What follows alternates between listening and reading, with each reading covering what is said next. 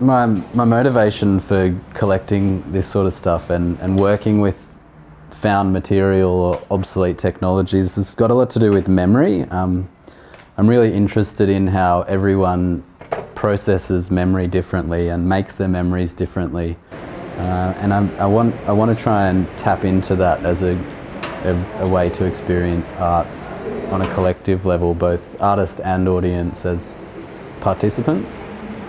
The connection I can see between memory and objects is all of these things operate as little containers or triggers for memory recall. I have no idea who's in some of these photos or who's taken some of these photos, but I find it really interesting that they can trigger a personal memory for me or something that I've experienced in a similar environment or location.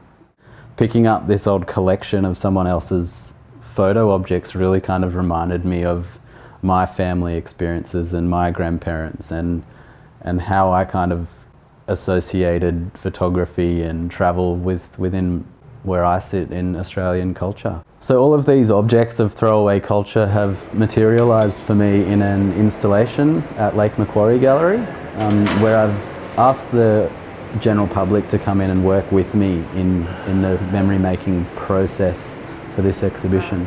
I've come up with a semi-sculptural, semi-projection artwork that kind of looks at Australian identity and how we navigate that through memory and memory recall. Reminds me of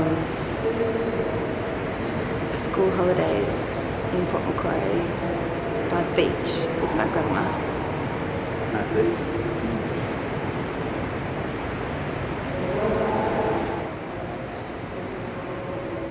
This is what I've tried to create as a final result of re-photographing all the slides individually after talking to people about their own memories.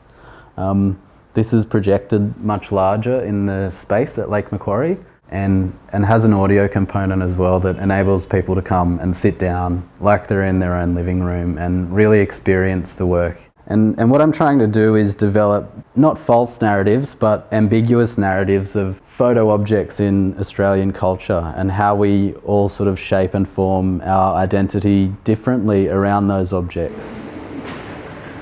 It cost you? It cost me $20 all up, I think. It was, pretty pricey for a collection of someone else's slides, but yeah, it was batteries included.